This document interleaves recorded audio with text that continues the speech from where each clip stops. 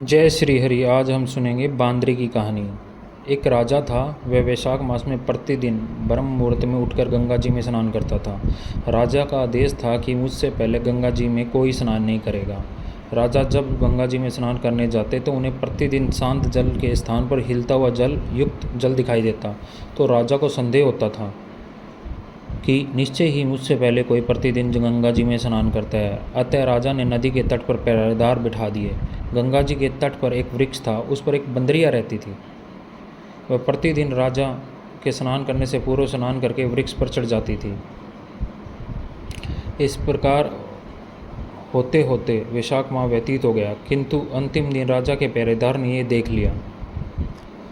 उस बंदरिया को पकड़कर राजा के पास ले गए और कहा कि यह बंदरिया आपसे पूर्व प्रतिदिन गंगा जी में स्नान करती है। उधर राजा की प्रतिज्ञा थी कि यदि कोई स्त्री मुझसे पूर्व स्नान करती होगी तो मैं उससे विवाह करूंगा। इसलिए राजा को बंदरी के साथ विवाह करना ही पड़ा। वैशाख स्नान के पुण्य से बंदरिया के गर्भ ठहर गया। 9 मास पूर्ण होने पर बंदरिया ने राजा से पूछा कि शिशु जन्म के समय मुझे क्या करना चाहिए। तब राजा ने महल में एक घंटी लगवा दी और बंदरिया से कहा कि तुम्हें दर्द हो तो इसे बजा देना, मैं संपूर्ण प्रबंध कर दूंगा।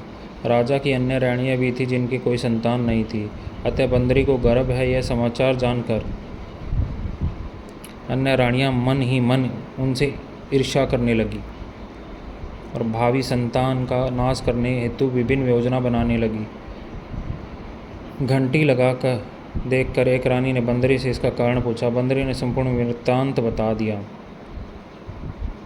रानी ने उसे बहकाया कि एक बार घंटी बजाकर तो देख कि राजा आते हैं या नहीं। बंदरी ने घंटी बजाई तो राजा दौड़े दौड़े महल में आए और घंटी बजाने का कारण पूछा। इस पर बंदरी ने उत्तर दिया कि मैंने तो रानियों के कहने पर घंटी बजाई है। तब रानियों ने राजा ने कहा कि यह तो पशु है, ना जाने कितनी बार घंटी बजाएगी। इस प्रकार कहकर उन्होंने घंटी को हटवा दिया। कुछ दिनों बाद बंदरी के शिशु जन्म का समय आया तो उसने अन्य रानियों से पूछा कि मैं क्या करूं। तब रानियों ने कहा कि तुम आंख पर पट्टी बांधकर सो जाओ। बंदरी के वैशाख माह के स्नान के पुण्य प्रताप के रूप में एक सुंदर पुत्र प्राप्त हुआ। शिशु के जन्म होते ही उसके रोने से पूर्व ही रानियों ने उसे एक टोकरी में रखकर दासी को दे दिया। आदेश दिया कि इसे नदी में बहाकर आ जाओ और उस शिशु के जन्म स्थान पर एक पत्थर रख दिया। राजा को भी कहला दिया कि बंदरी ने एक पत्थर को जन्म दिया है। राजा ने सुना तो उन्होंने भी संतोष कर लिया कि जब दूसरी रानियों की संतान नहीं हुई, यह तो बंदरिया है अर्थात पशु है, इससे क्या संतान होगी।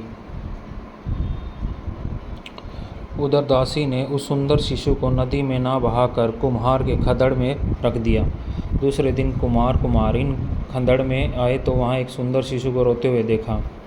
कुमार कुमारिन भी निसंतान थे, अतः उन्होंने उस शिशु को अपने लिए भेजी गई भगवान की भेंट माना और बड़े प्रेम से शिशु का पालन पोषण करने लगे।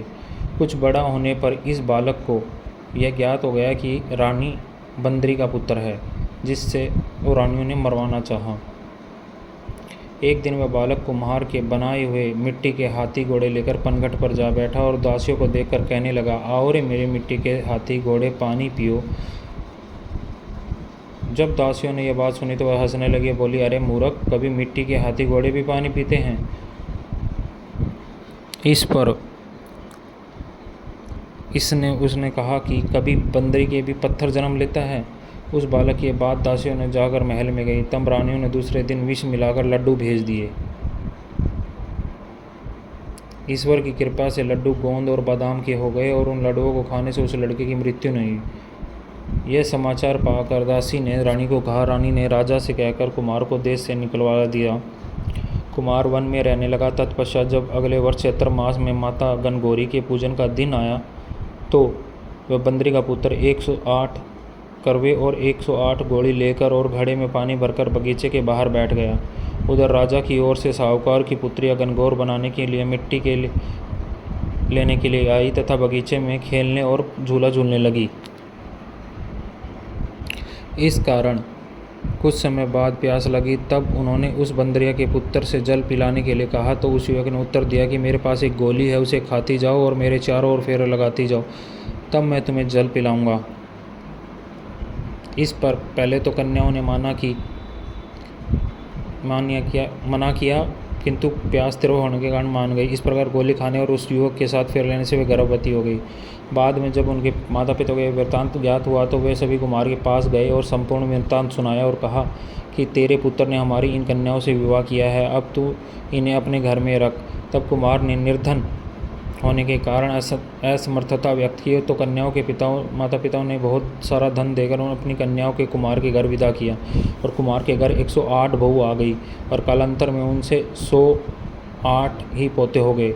108। तत्पश्चात एक दिन कुमार के पुत्र ने अपने पिता से कहा कि 108 बहुएं और 108 पोते हैं, अतः हम समस्त नगरी को भोजन हेतु निमंत्रण देंगे। कुमार ने राजा के महल में भी भोज हेतु बुलावा दिया। राजा के यहाँ से रानी बंदरी के अतिरिक्त सब भोजन हेतु पधारे।